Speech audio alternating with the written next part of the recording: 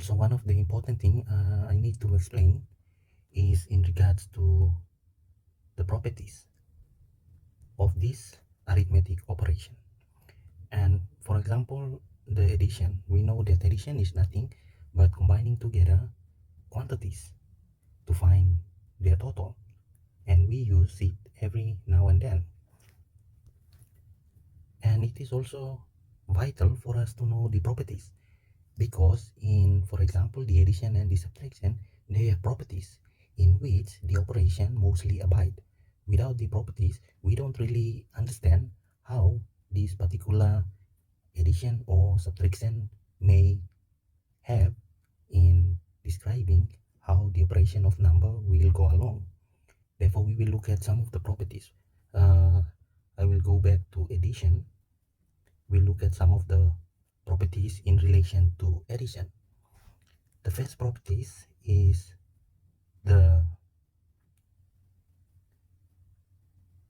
commutative. So what is actually a commutative? Commutative is a straightforward way of adding a number and the order in which the quantity may appear, or a variable. In a commutative property, we say example of a variable a plus b. Those are variable representing a quantity, and it can be also given as b plus a. So when we talk about commutative, it is mostly describing the order in which a number may appear in the process of addition. So given that variable a is equals to, for example, 5 centimeter, variable b is equals to 3 centimeter. In that commutative operation, you have 5 plus 3 will give you 8, and it is similar to 3 plus 5 will also give you 8. So the order in which this variable appear does not matter in commutative property of the addition. And the other one is the associative property. In associative property, we can be able to see that if you have a number or a variable given as a plus b plus c, which will still give you a plus b plus c. From this, you can see all of them are still associated to each other. Although you have the rule in which you normally add in bracket first, and then you add numbers outside the bracket or perform additional operation. And if we give a variable c as 1 centimeter, in associative we can say a equals to 5 plus 3 plus 1 is still equivalent to 5 plus 3 plus 1, which will still gives us 9 centimeter. This is to deal with the associative property of addition. And thirdly, we have the identity property. So what is the identity 0? It means when we talk about identity, is a position in which the variable is fixed to itself. Therefore, when you add 0 to any particular number, it won't change this number. Example, if you have a value d is equals to 0. So when we say a plus d, which is equivalent to 5 plus 0, will still gives you 5. This 0 won't affect. So adding any number to a number that is in addition won't change the identity of this number, especially when you have 0. When we have a plus b plus c, therefore the addition is a plus b, which gives an identity which can be unchanged, and with the added variable 0, it will still gives us a plus b is 3 plus 5 will still gives us 8 plus 0, which is still 8. So this is one of the important properties of the addition. Example where we have 0 as another variable in the process of the operation. And finally, we have 4, which gives us the inverse property. So in inverse property, it means every number has an additive inverse means the negative part of it. The negative part of it will mostly sum up to 0. If we have, for example, a is equals to 5. So the opposite or the additive inverse would be minus 5. So this describes the additive inverse. For example, if we have a plus c minus the additive inverse, which says that it must be summed to 0. So if we have 5 plus 1, we all know that the additive inverse must be 6, which will sum up to a 0. So these are the 4 properties of the operation addition. So later on, when we look at variables such as a, b, and c, those are termed as a variable, and we will use it most of the time. And the variable is nothing but represent a quantity. So the quantity of this is known as the length, and the unit is in centimeter. And this type of variable is mostly used in the equation of algebra. So we will later look at what is a algebra, and you will find, for example, addition is important in the algebra, and we will use such variables to describe different quantity that needs to be measured. And now we will look at the properties of subtraction. What are some of the properties that we can identify from the operation of the arithmetic known as the subtraction? And previously we talked about subtraction, where it is the operation of removing a object or a variable from a group or determining how much one quantity is less than the other. And also I need to make mention with regards to the properties such as the notation. In a notation, we have variables such as a minus b. The a is known as the minuend, and the b is the subtrahend. We always having the ability to remove this variable from a group of information. If we have the information such as a, which representing a great quantity of a number, and b, if it is less than the minuend, then we know that we are removing some of the value from the minuend. So subtrahend is the one that will be removed from the minuend, meaning the quantity that needs to be removed. However, when we look at the property, the first property, previously we talked about the commutative property. In subtraction, the property is non-commutative. That means the order in which the variable exists in an equation is important. Unlike for the addition, example, we have a minus b. We previously say variable a may represent a quantity of length 5 centimeter, maybe b 3 centimeter, c equals to 1 centimeter. So we all know that the minuend is greater than the subtrahend.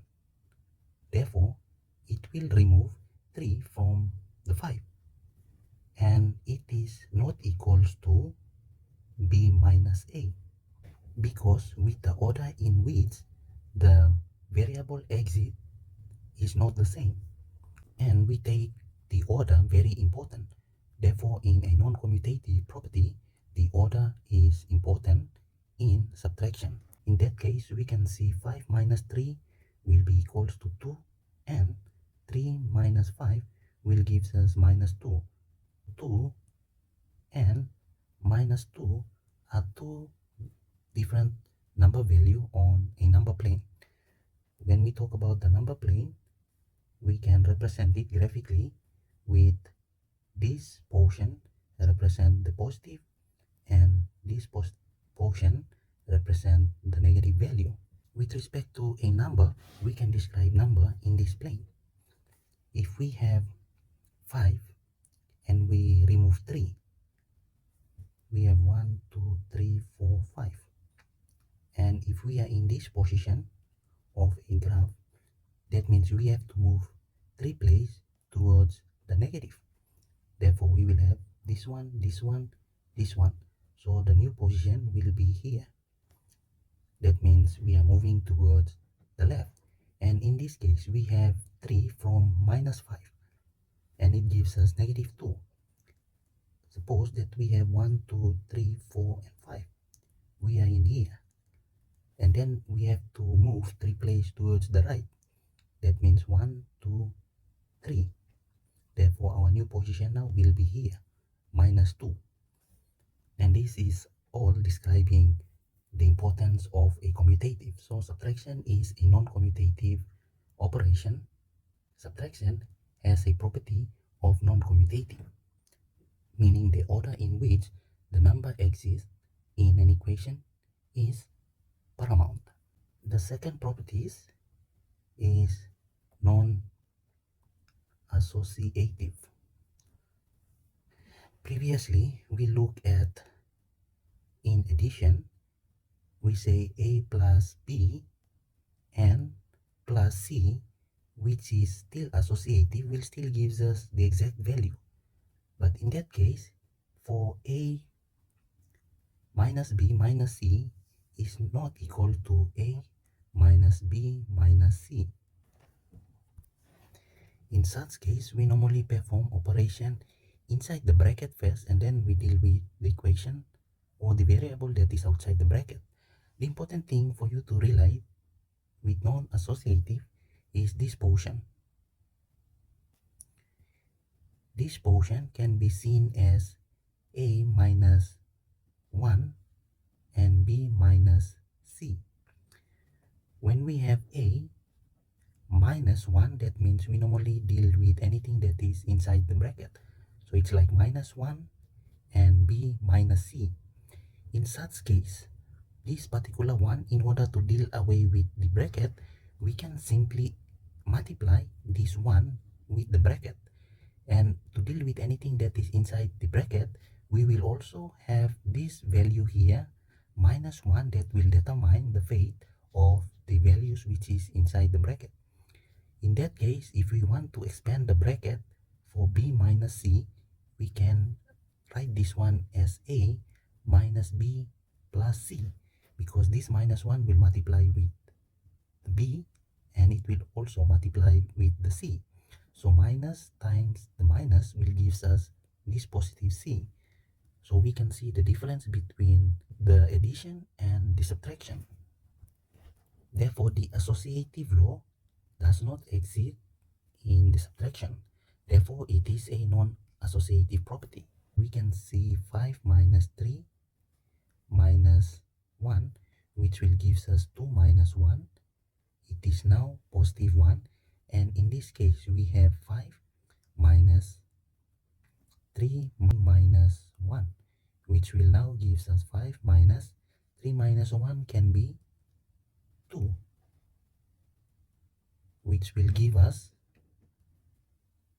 3. Or if we want to expand the bracket, we can have 5 minus 3 plus 1, which will also give us 5 minus 3 is 2 plus 1, which is 3. Therefore, this is not equal 1, is not equal to the 3.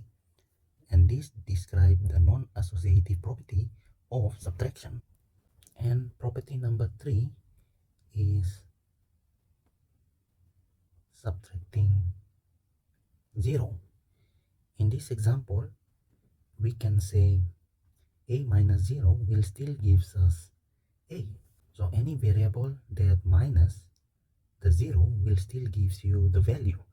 It is similar to the addition where we say it as the identity when subtracting by the 0.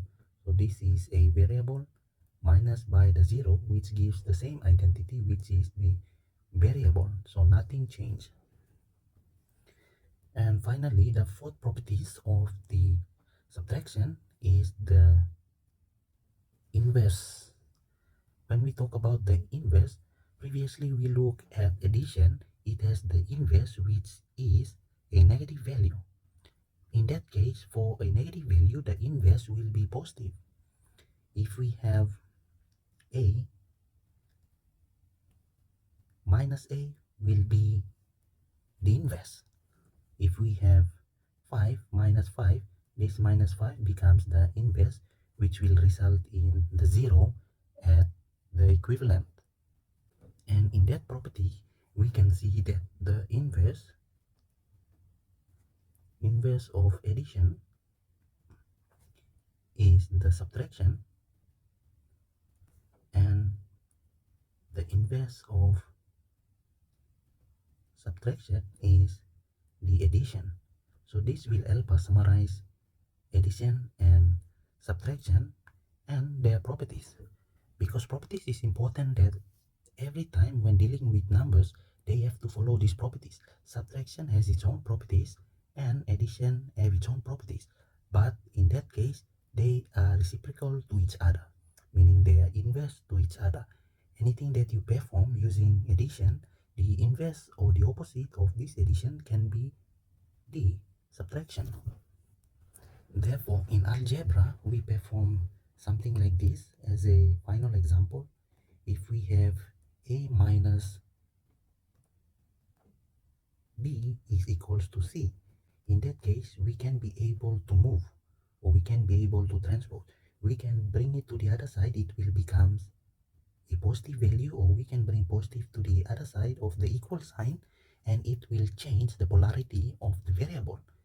In that case, if we say a minus c is equals to b, when we move b to the other side of the equal sign, it becomes positive b. When we move c to the other side of the equation, it changes to minus c. Or we can say, in that case, if we move to the other side, c will be equals to what? Minus c will be equals to b minus the a. And all of this equation can represent the inverse. Same as for the addition, when we talk about the inverse, we can mostly shift to the other side of the equation. That will give us a change in the sign. Let us now look at what is a multiplication. A multiplication can be defined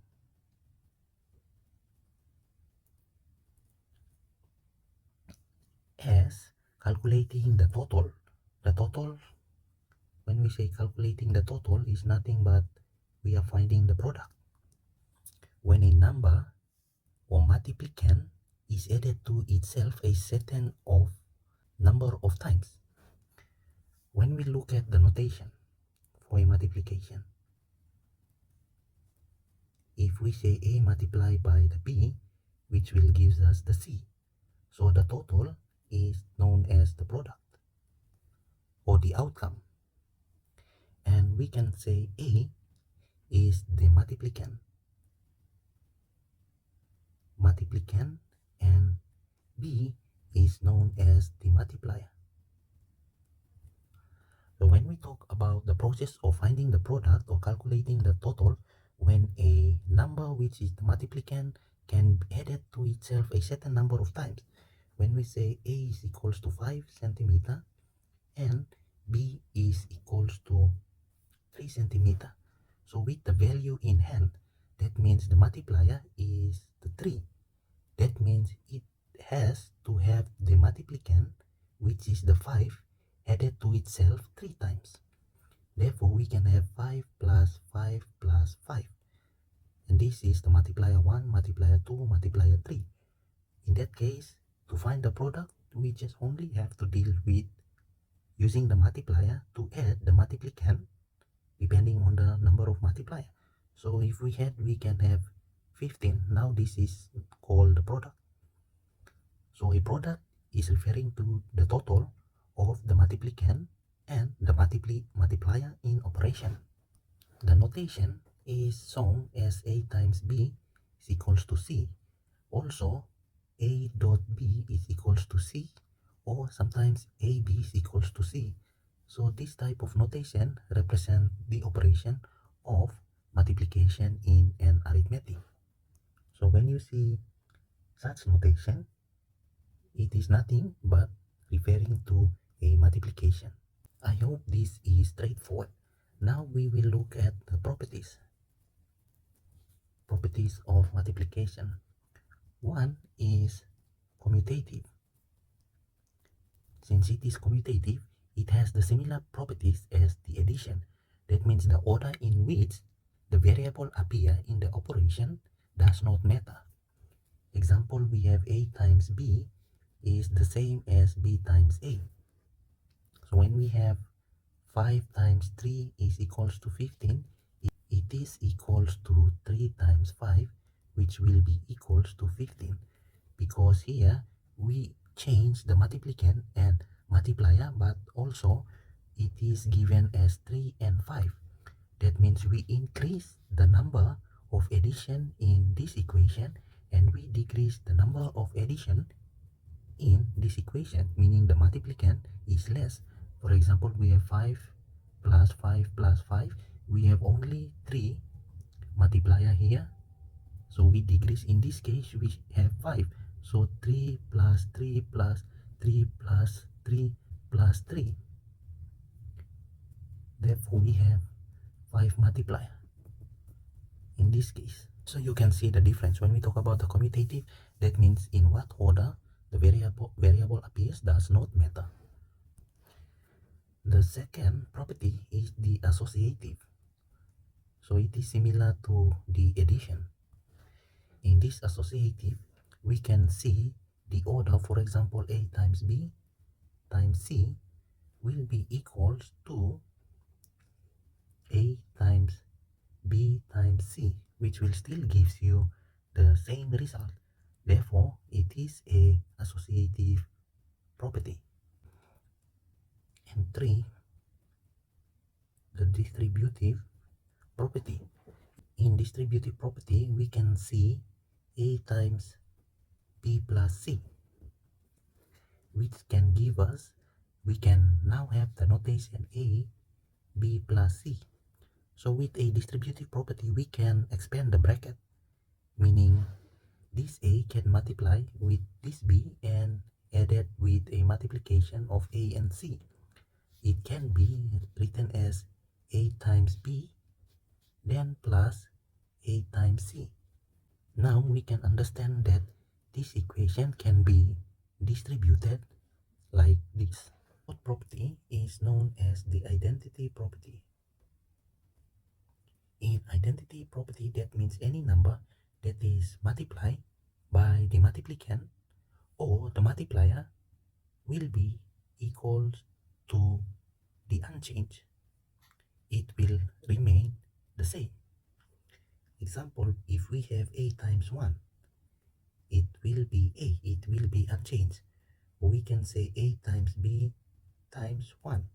This can be the product or the total, and multiply by 1, we will still have the product.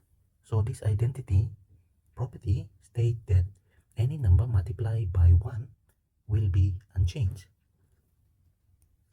And apart from this identity, we have the final one, which is the zero property. So in a zero property, it is always anything that is multiplied by 0 will give 0. Therefore, we all know that if we have A times 0, which will give us 0, the product of any multiplication will be equals to 0 if the multiplicand or a multiplier has a 0. If the multiplicand is 0 times the multiplier 3 times, that means we had the multiplicand 3 times. 0 plus 0 plus 0 will still gives us 0. Or if we have 3 times 0, that means we don't multiply or we don't have 0 times. Therefore, the output is still 0. We can see that multiplication is vital in many systems in engineering. When we talk about the engineering, we talk about the application. And we also have businesses. We also use in different science experiment. If we want to find the volume, if we want to find the area, all of these require the use of multiplication. If we have, example, a box, and we want to find the area of the box, or if you have a piece of land and you want to find how much is the dimension of your land. For example, if we have A and we have B, A A is equals to 5 centimeter and B is equals to 3 centimeter. So when we talk about the multiplication and to find the area, the formula equals to length times width, which is equals to A times B. Therefore, if we have to say this is 5 times and it must be added 3 times. This one is 5, this one is 5, this one is 5, 3 times. So when we add 5 plus 5 plus 5, it will still gives us the area equals to 15 centimeter. And in other case, because it is a commutative, we can say 1, 2, 3, 4, and 5. So we have 3, 3, 3, 3, and 3. So we had all the small width to give us the area of 15. So it is showing us the property of a commutative. And also it is one of the application that many of us do come across, finding the area of an object. Another example can be the scaling of numbers, or in terms of a finance. Another example of scaling and finance, if we have a graph like this, and if we have 1, 2, 3, 4, 1, 2, 3, and 4, and if we have something like this, a linear graph, this one has a magnitude of 2, 4, 6, and maybe let's say 8. 2, 4, 6, and 8. So we want to scale this graph by 2. So how can we perform such operation? So all these values given here, 2, 4, 6, and 8, they all represent the multiplicand, and these two represent the multiplier. Therefore, we want to scale. This is a graphical representation, and we can say in terms of a sequence, we can have 2, 4, 6, and 8. So 2, 4, 6, and 8 represent this magnitude, 2, 4, 6, 8. So we want to scale this figure by 2. That means we are scaling the number in signs. So if we scale by 2, that means these 2 now will become 4. And for this 4, it will become what? 8. And for 6, it will become 12. And 8, it will become 16. So we can have a new product which is equals to 4, 8, 12, 16. And this can be the application. So the new graph can be 4, 8, 12, and 16. So this represents the scaling phenomena, which is mostly used in example signal processing, data analysis of a system. So we find multiplication as an important tool to help us solve the problem. If you like our video, you can kindly like and subscribe to help us generate more videos like this. And also you can share with your friends in order for them to have access to such information to help them in their education. And actually we will continue with understanding what is a division.